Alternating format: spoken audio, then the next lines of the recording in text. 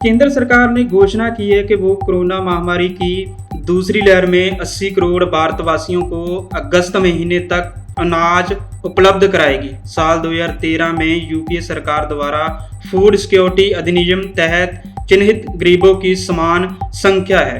अब ये सवाल जाहिर है कि साल 2014 में एनडीए की सरकार बनने के बाद देश में गरीबी में कोई कमी नहीं आई है। गौर करने वाली बात यह है कि नरेंद्र मोदी के प्रधानमंत्री बनने के बाद से केंद्र ने गरीबी का कोई डेटा ही जारी नहीं किया है। फिर मोदी सरकार इस 80 करोड़ के आंकड़े तक कैसे पहुंच गई? सरकार ने 2017-18 में हाउस होल्ड डाटा के सर्वे की प्रामाणिकता पर सवाल उठाते हुए रिपोर्ट जारी करने से इनकार कर दिया था। विश्व बैंक ने नई report poverty and shared prosperity reversal of Fortune ने विशेष रूप से भारत की गरीबी डेटा की अनुपलब्धि के बारे में चिंता जताई है। रिपोर्ट में चेतावनी दी गई है कि गरीबी विरोधी नीतियों के डिजाइन और निगरानी के लिए समय पर गुणवत्ता सुनिश्चित और पारदर्शी डाटा का कोई विकल्प नहीं है। डेटा की गुणवत्ता पर चिंताओं का हवाला देते हुए भारत सरकार ने राष्ट्रीय संख्यक कार्यालय द्वारा 75वें राउंड में आयोजित 2017-18 के ऑल इंडिया हाउस होल्ड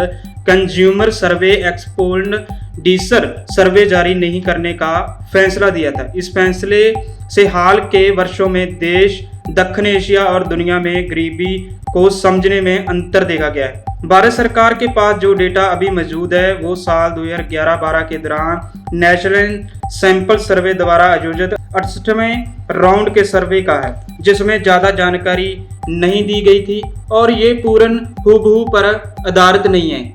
इसके अलावा दूसरा दृष्टिकोण सर्वे टू सर्वे तकनीक पर आधारित होता है। जैसा कि साल 2018 में नेशनल सैंपल सर्वे के 75वें राउंड के तहत गरीबी और साझा समृद्धि रिपोर्ट में समान स्वास्थ्य के लिए सामाजिक उपभोग सर्वेक्षण में इस्तेमाल किए गए। इसके तहत साल 2017 में लोअर नेशनल पॉवर्टी ने 9.9% आंकी गई थी, जिसमें 95% कॉन्फिडेंस इंटरवल 8.1 और 11.3 के बीच है।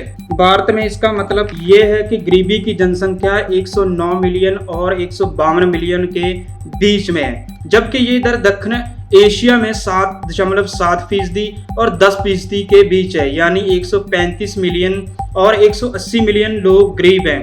अब सवाल ये है कि नई रिपोर्ट नहीं जारी करने से फर्क क्या पड़ सकता है? अगर सरकार नया सर्वे नहीं करती है और नेट पर आंकड़े जारी नहीं करती है तो लोगों को सरकारी स्कीम का लाभ कैसे दिया जा सकता है?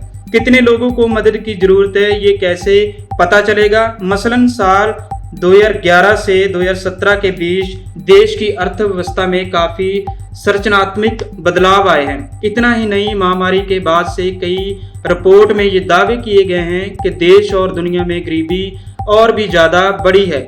ऐसे में जाहिर है कि देश में गरीबी की संख्या और भी ज्यादा बढ़ी है, लेकिन डेटा नहीं होने की वजह से सरकार उन तक मदद कैसे पहुंचा रही है, ये सवाल चिंता का विषय है। Bureau report, MNTV, Delhi.